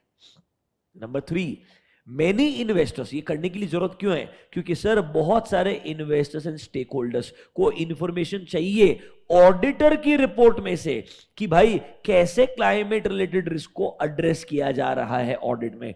ये ट्रांसपेरेंसी, मतलब आपके रिपोर्ट से ही पता चलना चाहिए क्या कोई क्लाइमेट रिलेटेड रिस्क है इस बिजनेस में। अगर हाँ, कंपनी उसको ढंग से मैनेज कर रहा है कि नहीं कर रहा है, ये मुझे ऑडिटर रिपोर्ट से पता चलना चाहिए। कैसे पता चलेगा? जब ऑडिटर इसको ऑडिट के दौरान कंसिडर करेगा तभी तो कैम में इंक्लूड करेगा, तभी तो वो ईओएम में इंक्लूड करेगा। अगर वो अपने रिपोर्ट में इंक्लूड ही नहीं करेगा तो मेरे यूजर को कैसे पता चलेगा कि मैंने ऑडिट के दौरान इस मैटर को कंसीडर किया है या नहीं किया है।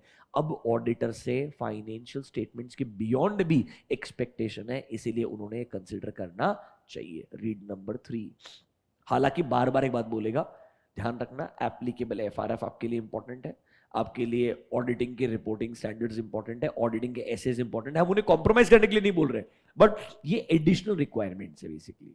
देखो, with increased user focus on climate change, auditors should be aware and may face increasing pressure for transparency about climate matters in the audit report. However, auditor's report must always follow the requirements of auditing standards. हम उसको auditing standard से depart करने के लिए नहीं बोल सकते, हम बोलते हैं वो ऑडिटिंग स्टैंडर्ड्स के हिसाब से रिपोर्ट में जिधर फिट होता है उधर फिट कर दो। बेसिकली तुम रिपोर्ट एज पर एसएससी बनाओ, पर उसमें क्लाइमेट रिस्क रिलेटेड मैटर को भी कंसीडर करो। हम ये नहीं बोल रहे एसएस को फॉलो मत करो, follow SS, but at the same time if possible give us some transparent information about climate risk related challenges. किधर आएगा? ईओएम में आएगा। नीचे देखो, point number 5, in some circumstances it may warrant inclusion of, mark the word, emphasis of matter paragraph to draw attention to disclosures जो fundamental रहेंगे for my users understanding of financial statement। Auditor को शायद लग सकता है कि sir company ने appropriately disclose किया है कुछ क्लाइमेट रिलेटेड इंफॉर्मेशन को as per applicable FRF. Sir शायद मैंने इन मैटर्स को अपने ऑडिट, नॉर्मली ईओएम कब आता है? जब कोई मैटर फाइनेंशियल स्टेटमेंट के अंडरस्टैंडिंग रिलेटेड इंपॉर्टेंट है एंड ये ऑलरेडी प्रेजेंटेड या डिस्क्लोज्ड है फाइनेंशियल स्टेटमेंट में। If it is related to climate, अगर ये अभी भी प्रॉपर्ली डिस्क्लोज्ड है, can I include such a matter under EOM? Yes, कोई दिक्कत नहीं, आप उसको ईओएम में इंक्लूड कर सकते हैं। रादर वो बोलता है करना चाहिए, इससे आपकी रिपोर्ट का ट्रांसपेरेंसी इंप्रूव होगा। इस पॉइंट नंबर 5 को मार्क कीजिएगा, एमसीक्यू के लिए इंपॉर्टेंट है। ढंग से पढ़िए। अगला पॉइंट में भी आएगा, पॉइंट नंबर 6 ऐसे 720 पे चले जाएगा, दोनों जगह मिलेगा, डोंट वरी। पहले पॉइंट नंबर 5 पढ़िए।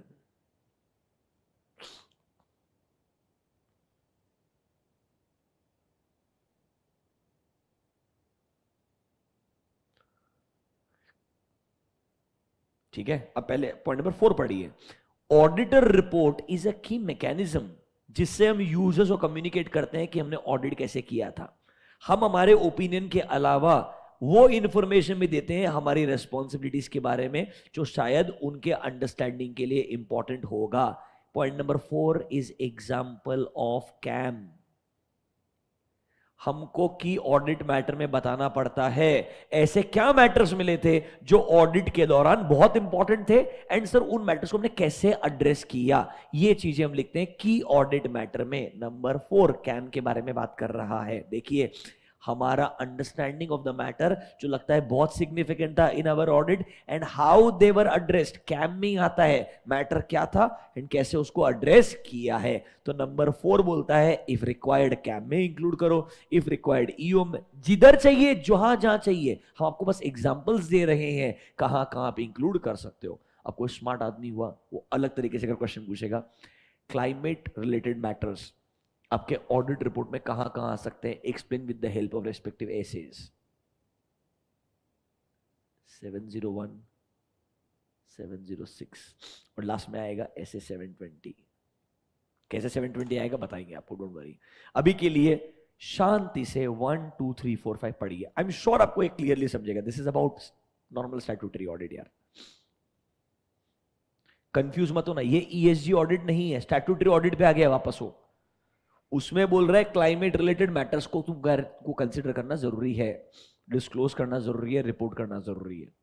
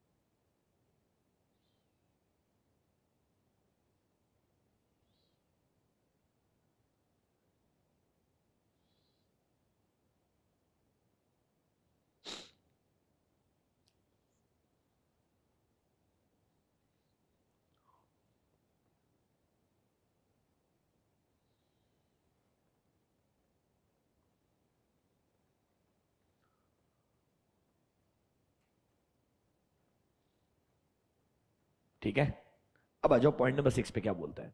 सर ऐसी बहुत सारी इंफॉर्मेशन है जो शायद फाइनेंशियल स्टेटमेंट में नहीं रहेगी बट सर एनुअल रिपोर्ट में रहेगी, बराबर है। तो याद है क्या, there can be information, other information which is included in a document, the document is annual report. उसमें सर नॉन फाइनेंशियल डेटा भी रहेगा, फाइनेंशियल डेटा भी रहेगा। वो इनकंसिस्टेंट हुआ तो क्या करेंगे, उसके लिए डेडिकेटेड एस ए 720 बनाया है, वो भी आपने कंसिडर करना है। ऑब्वियसली कॉपीड आईसा 720 से वो रेफरेंस दिया है। देखो, auditor should also read other information कि वो कंसिस्टेंट है क्या with the information that is disclose in the financial statements, या information that may be publicly communicated to stakeholders outside financial statement. जैसे कि आपका मैनेजमेंट का रिपोर्ट आता है एनुअल रिपोर्ट के अंदर, प्रेस रिलीज में, इन्वेस्टर अपडेट में, ये रिक्वायरमेंट है आईसा 720 का, और इंडिया में उसके लिए कौन सा ऐसे है 720। So this is basically reference of 701, 706 and 720। भाई ऑडिट के दौरान क्लाइमेट रिलेटेड मैटर्स को भी कंसिडर करना इक्वली इंपॉर्टेंट है एंड रिपोर्ट में इंक्लूड करना भी इक्वली इंपॉर्टेंट है। ये स्टैट्यूटरी ऑडिटर का रोल है। It is not a ESG audit, it is a statutory audit. Point number 8, I would say very important, good question can come. Conclusion कुछ नहीं, industry important है, consider करना, futuristic है, ध्यान रखना। और कंक्लूजन है, पढ़ लो एक बार कंक्लूजन को।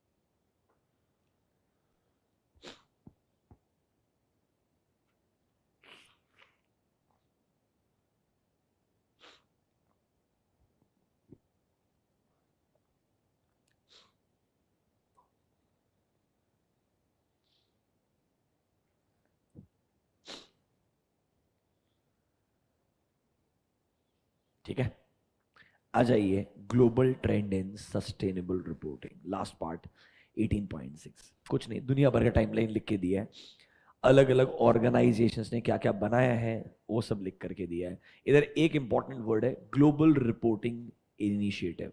ये एक नॉन प्रॉफिट ऑर्गेनाइजेशन है बेस्ड आउट ऑफ नेदरलैंड्स, जो ग्लोबली रिकॉग्नाइज हो गया एंड उनका गाइडेंस को एक्सेप्ट किया है कि आपने कैसे ईएसजी का रिपोर्टिंग करना चाहिए, वो जरूर पता होना चाहिए। बाकी रेफरेंस के लिए कुछ पॉइंट्स पढ़ेंगे, क्लोज करेंगे। आइए पेज नंबर 18.6।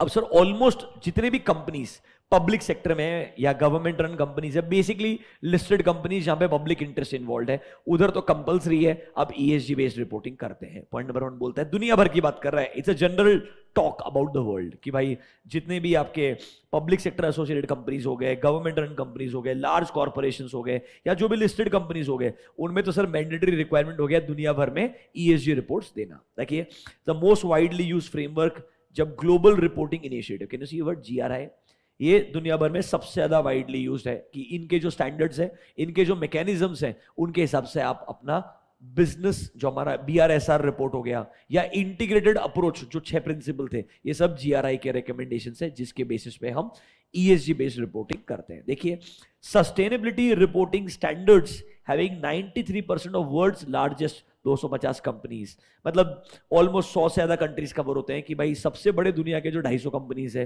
दुनिया के सबसे बड़े जो 500 कंपनीज है, वो सब इसको फॉलो करना शुरू कर चुके हैं। जीआरआई सस्टेनेबिलिटी रिपोर्टिंग स्टैंडर्ड्स बनाए गए हैं with the true multi stakeholder contribution and rooted in public interest. मतलब जीआरआई के स्टैंडर्ड बनाते वक्त हमने क्या क्या चीजों को कंसीडर किया? पहली चीज तो ऑब्वियसली जीआरआई क्या है वो बताएगा, इट हेल्प्स द ऑर्गेनाइजेशन, जिससे वो रिपोर्ट कर पाएगा economic, environmental and social impact को। ये बताएगा कि क्या क्या आपको 17 सस्टेनेबल डेवलपमेंट गोल्स के बारे में बताना चाहिए, बेसिकली गाइडेंस देगा how should you make the reports. जैसे एक्सबीआरएल है ना यार रिपोर्टिंग के लिए, एक्सबीआरएल पढ़ाया था आपको, converting your financial statements into a format, ताकि वो ग्लोबली कंपेरेबल बन जाए। यहां पर मान लीजिए ईएसजी रिगार्डिंग क्या रिपोर्टिंग करना है, उसके लिए आपका जीआरआई एग्जिस्ट करता है। वैसे ही एक और बनाया that is called as carbon disclosure project, जिन्होंने कार्बन एमिशंस के regarding, water forest supply chain के यूसेज के रिगार्डिंग आपको रिपोर्टिंग करना सिखाया है। फिर एक इंटरनेशनल इंटीग्रेटेड रिपोर्टिंग फ्रेमवर्क है जिसमें बोला है सब कुछ इंटीग्रेटेड अप्रोच फॉलो करो, वो जो आपके 6 प्रिंसिपल्स है उनको फॉलो करो। Your human capital, manufacture capital, financial capital, intellectual capital, आपकी जो 6 प्रिंसिपल्स है ना, जो इंटीग्रेटेड रिपोर्टिंग का पार्ट है, अगले पेज पे ही है मेरे हिसाब से। इंटीग्रेटेड रिपोर्टिंग दिख रहा है ना, 6 प्रिंसिपल ही है जो आपको नॉर्मली एनुअल रिपोर्ट में देखने को मिलते हैं। This is part of your annual report. Basically 2 है, सुनो, एक होता है एनुअल रिपोर्ट में इंटीग्रेटेड, एक होता है बीआरएसआर, 2 अलग अलग चीजें। देखो ये आपका एनुअल रिपोर्ट है, ढंग से देखना। एनुअल रिपोर्ट में आपका नॉर्मल फाइनेंशियल स्टेटमेंट्स वगैरह आता है, एमडीएनए हो गया, फाइनेंशियल स्टेटमेंट्स हो गया, बराबर है कि नहीं है?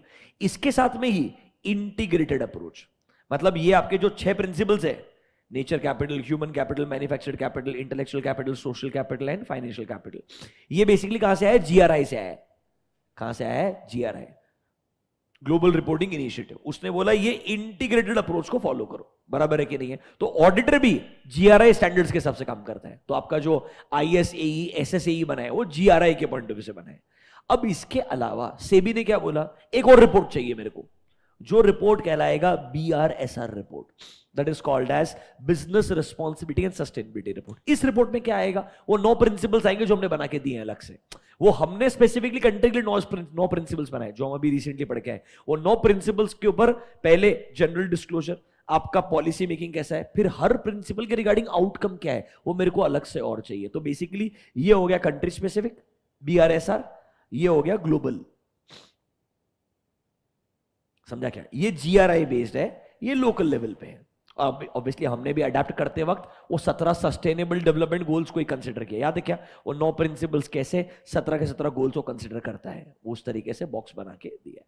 ये दोनों चीजें अब से रिपोर्टिंग का पार्ट बन चुकी है। तो जीआरआई बोलता है ये 6 प्रिंसिपल्स को दिमाग में रखने का। ठीक है, आ जाओ आगे देखो। अब हम चाहते हैं धीरे धीरे एक कॉम्प्रिहेंसिव रिपोर्टिंग करना चाहिए. Mark this word, comprehensive corporate reporting system. What is comprehensive? Detailed integrated reporting system. मतलब ऐसा मत सोचना अकाउंटिंग स्टैंडर्ड्स, फाइनेंशियल स्टेटमेंट्स ये अलग अलग रिपोर्टिंग है, फिर आप बोलोगे ईएसजी रिपोर्टिंग अलग. नहीं, हम चाहते हैं जॉइंटली सब साथ में आ जाए. तो हमने क्या किया, दुनिया में आईएफआरएस, अब अकाउंटिंग के लिए कौन हो गया, International Federation of Accountants IFAC, दूसरा आईएफआरएस. इनको बोला आप लोग भी ईएसजी को as a integral part recognise कीजिए, ताकि सर जब कोई ग्लोबल रिपोर्टिंग करे तो उसमें इंटीग्रेटेड अप्रोच फॉलो होना चाहिए. तो इसने क्या बोला, हम चाहते हैं जॉइंट गाइडेंस देना, जॉइंट डिवीजन बनाना, जॉइंट कमिटमेंट. इसीलिए आईएफआरएस के जो फाउंडेशन ट्रस्टीज हैं इन्होंने ये प्रपोजल को कंसिडर किया एंड इन्होंने बोला ठीक है भाई, अकाउंटिंग के साथ में आपका ईएसजी भी क्या बन जाएगा, इंटीग्रेटेड अप्रोच बन जाएगा, ताकि इसको सेपरेटली अलग अलग बनाने की जरूरत ना बने. हमारे लिए जब एनुअल रिपोर्ट बनेगा उस एनुअल रिपोर्ट में फाइनेंशियल रिपोर्ट तो आएगा ही आएगा, साथ साथ में बचे हुए जो 5 प्रिंसिपल्स हैं, आपका human capital, manufactured capital, intellectual capital, natural capital, वो सब चीजें भी क्या आ जाएगी, इसी के अंदर इंटीग्रेट होकर आ जाएगी. ये आईएफआरएस ने एक्नॉलेज करके क्या कर लिया, एक्सेप्ट कर लिया. तो आईएफआरएस फाउंडेशन इज बेसिकली, ओ तो कभी टाइम मिले तो पढ़ना आईएफआरएस फाउंडेशन के ट्रस्टीज वगैरह के बारे में. मतलब ग्लोबली ऐसा मान के चलिए आपको गाइडेंस दे रहे हैं कैसे बेस्ट पॉसिबल तरीके से अकाउंटिंग एंड ऑडिटिंग करवाने का, in simple terms. Obviously IFAC आता है, इंटरनेशनल फेडरेशन ऑफ अकाउंटेंट्स, उसमें अलग अलग बोर्ड आते हैं, और accounting standards board, assurance board, ऐसे अलग अलग बोर्ड. फिर एक आता है IFRS board. IFRS takes care of all your accounting aspects across the world. अब सस्टेनेबिलिटी के ऊपर भी आईएफआरएस बोर्ड ने गाइडेंस बनाने शुरू किए, उन्होंने गाइडेंस स्टैंडर्ड्स बनाने शुरू किए कि कैसे आप लोग इंटीग्रेटेड रिपोर्टिंग कर सकते हैं. So this is the involvement of IFRS from 2021. देखो, इंटरनेशनल इन्वेस्टर्स जिनके ग्लोबल इन्वेस्टमेंट पोर्टफोलियोज रहेंगे, जिनको हाई क्वालिटी ट्रांसपेरेंसी वगैरह लगेगा, सबको ईएसजी मैटर्स इंपॉर्टेंट लगते हैं, ये सब देखते हुए एक नया स्टैंडर्ड्स बोर्ड बनाया. देखो, आईएफआरएस फाउंडेशन ने क्रिएट किया a new standard setting board. इसका नया नाम है ISSB, international sustainability standards board, ताकि ये ग्लोबल डिमांड को मीट कर पाएंगे. ग्लोबली इंटीग्रेटेड रिपोर्टिंग शुरुआत किया जाएगा. फिर सर एक टास्क फोर्स बनाया गया, task force on climate related financial disclosures. Generally ये एप्लीकेबल है बैंक्स के लिए, इंश्योरेंस कंपनीज के लिए, जो हाईली पब्लिकली रिलेटेड इंफॉर्मेशन को कैरी करते हैं, उनके लिए क्लाइमेट रिलेटेड फाइनेंशियल डिस्क्लोजर्स देने और कंपलसरी बना दिए. फिर सेपरेट क्लाइमेट डिस्क्लोजर का भी स्टैंडर्ड बोर्ड एग्जिस्ट करता है.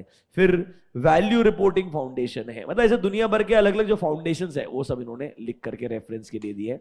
These are all global in nature. Obviously for India what we have is simple. SEBI ने बोला है एनुअल रिपोर्ट के साथ में हमको बीआरएसआर चाहिए अलग से. बीआरएसआर नो के नो प्रिंसिपल को फोकस करेगा. नो प्रिंसिपल क्या हमने आपको बताया है, बराबर है, national basically guidance on how responsibly business should be conducted, उसके ऊपर 9 प्रिंसिपल्स बना के दिए. तो हमको 3 सेक्शंस में रिपोर्ट करके दे दीजिए. ऑब्वियसली 9 के 9 प्रिंसिपल बनाते वक्त यूएन के जो 17 सस्टेनेबल डेवलपमेंट गोल्स थे उन्हें हमने कंसीडर किया है. तो ये सेबी का रिक्वायरमेंट हो गया. फिर जब हम चाहते हैं अकाउंटिंग पॉइंट ऑफ व्यू से आप काम कर रहे हो, जब आप एनुअल रिपोर्ट्स बनाओ उसमें इंटीग्रेटेड अप्रोच फॉलो करो, तो ये जो 6 प्रिंसिपल ग्लोबल है ये आपने 6 के 6 प्रिंसिपल भी फॉलो करने चाहिए. कौन से 6 प्रिंसिपल? ये वाले, financial, manufactured, natural, human and social and intellectual. इनको भी आपने कंसिडर करना चाहिए अपने एनुअल रिपोर्ट्स को बनाते वक्त. इस तरीके से आज की तारीख में रिपोर्टिंग रिक्वायरमेंट्स है. ईएसजी ऑडिट आज की तारीख में जो होता है इन 6 प्रिंसिपल्स का होता है कि भाई ये सबके हिसाब से आपने बराबर से रिपोर्ट दिया है कि नहीं दिया है. देखिए रिपोर्ट के अंदर पहले ये 6 प्रिंसिपल्स आते हैं. जैसे प्रिंसिपल खत्म होते हैं, जैसे होता है ना आपका फाइनेंशियल स्टेटमेंट खत्म हुआ, आपका रिपोर्ट आ गया, वैसे ये सारे प्रिंसिपल्स हैं, इनके ऊपर रिपोर्ट कहलाता है independent assurance on sustainability disclosure, जो आपने यहां पर दिया है इनके अंदर. ये तरीके से रिपोर्ट आज की तारीख में चलता है. ये बीआरएसआर एक सेपरेट रिपोर्ट है ऑल टुगेदर जो आपको प्रोवाइड करना पड़ता है. It's a requirement of SEBI. समझा क्या? सामने ये रिपोर्ट अलग रहता है, वो एनुअल रिपोर्ट का पार्ट होता है. This is part of my annual report, this is index of annual report. पर उधर ही लिंक मिलेगा मेरे को बीआरएसआर का. देखो our reporting, our annual report brings together financial, non-financial and sustainability performance. इसमें आपको मेरा integrated annual report मिलेगा, BRSR सेपरेटली मिलेगा, BRSR सेपरेट नहीं मिलेगा, CSR रिपोर्ट अलग से मिलेगा, ये पैकेज है, सब कुछ आपको एक जगह पे मिलेगा. बट एक्चुअली एनुअल रिपोर्ट ये है, this is the annual report. इसीलिए वो जब लिंक पे क्लिक करते हो आपको सेपरेट जगह लेके जाता है, this takes you somewhere else.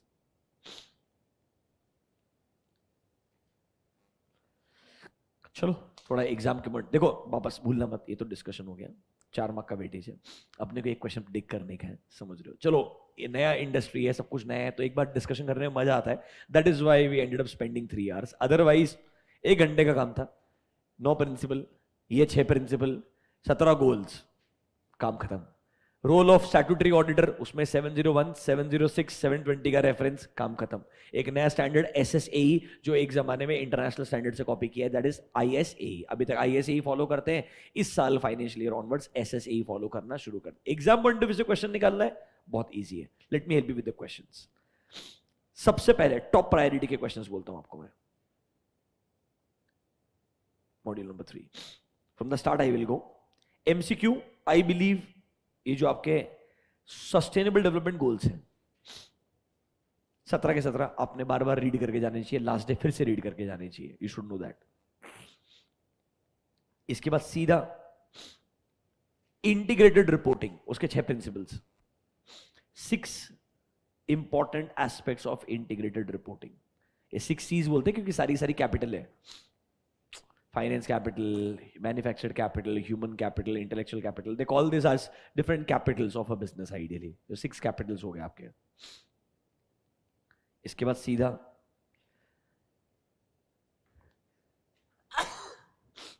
Evolution of ESG in India, उसमें 2019 BRR became mandatory for top 1000 listed companies.